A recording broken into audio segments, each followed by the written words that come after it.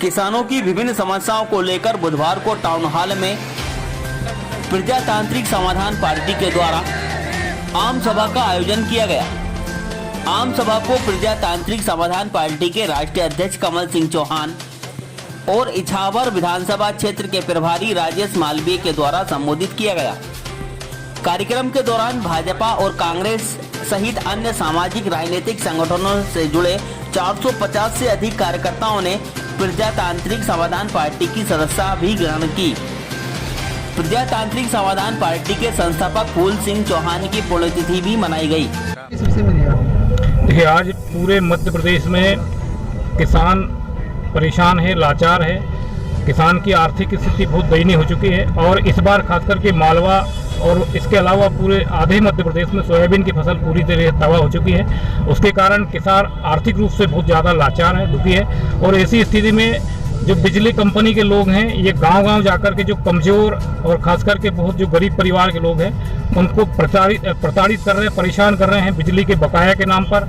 और दूसरा ये है कि हम ये चाहते हैं कि जो 4 महीने का जो बिजली का बिल कट रहा है और कहीं किसान के पास 1 महीने का पानी है, कहीं 1.5 महीने का पानी है, हम ये चाहते हैं कि जितने महीने का किसान अगर 1 महीने का कनेक्शन चाहता तो उसको 1 महीने का कनेक्शन दिया जाए।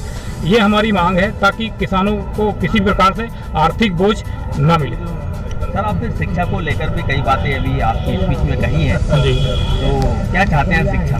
सर, हम ये चाहते हैं कि राष्ट्रपति का बेटा भी और मजदूर का बेटा भी सरकारी स्कूल में पढ़े। ये जो असमानता है, एक स्कूल ऐसी जिसमें साल भर का 1 लाख रुपया 1.5 लाख रुपया खर्चा और एक स्कूल ऐसी जहाँ दूर दराज गांव खेड़े में बैठने के लिए पट्टी नहीं है, पढ़ाई के लिए किताब नहीं है, झोला नहीं है, शिक्षक नहीं है, भवन नहीं है। तो ये जो असमानता है, इस असमानता में जब तक लोगों को समान अवसर नहीं मिलेंगे, बराबरी का मौका माहौल नहीं मिलेगा, तब तक किसी भी स्थिति में शिक्षा के क्षेत्र में जो गरीब और कमजोर पिछड़े वर्ग के लोग आगे नहीं बढ़ सकते। इसलिए हम ये चाहते हैं कि शिक्षा में एक जैसी शिक्षा व्यवस्था होना चाहिए। वहाँ पर भवन निर्माण करने का काम करते हैं। आपने ये देखा होगा कि खेल के मैदान के नाम से गरीब जो अनुसूचित जाति जनजाति के लोग हैं, उनके कब्जे की जो जमीन है, थोड़ी बहुत जमीन, उस जमीन को खेल के मैदान बनाने का काम करते हैं। अभी पिछली बार कांग्रेस की सरकार में कुछ गौशाला आए थे, हमारे सामने इसके मामले भी आए कि जहां गरीबों की जमीन है वही गौशाला बनाने का काम वो लोग करते हैं। अभी आपने देखा होगा, हम आपसे बताना चाहते हैं साथियों कि जिस बात के लिए आज हम यहाँ इकट्ठा हुए हैं, पुण्यतिथि तो हम हमारे महापुरुष की आज मनाने जा रहे हैं। इसके साथ साथ हम अभी ज्ञापन देने जाएंगे। मैं आपको ये कहना चाहता हूँ कि आज हमने ये देखा है कि जो मध्य प्रदेश विद्युत मंडल था, सरकार ने उसका भी निजीकरण कर दिया, वो विद्युत कंपनी हो गई। और इस विद्युत कंपनी में आपने देखा होगा कि जो शासन की जो योजना है, माफी योजना, उस माफी योजना में बहुत सारे छोटे छोटे किसान हैं। और आपने देखा होगा किसी गांव में किसी ट्रांसफार्मर पर अगर 10 कनेक्शन है और 10 कनेक्शन में 5 कनेक्शन माफी योजना के हैं,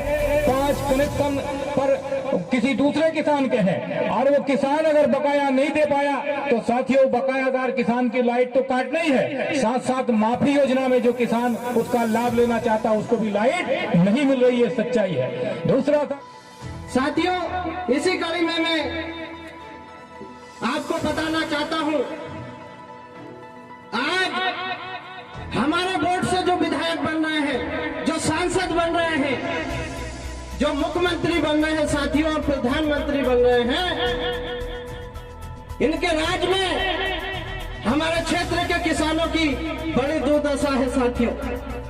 अभी हम क्षेत्र में घूम रहे हैं, सोयाबीन की फसल पूरी तरह बर्बाद हो चुकी है।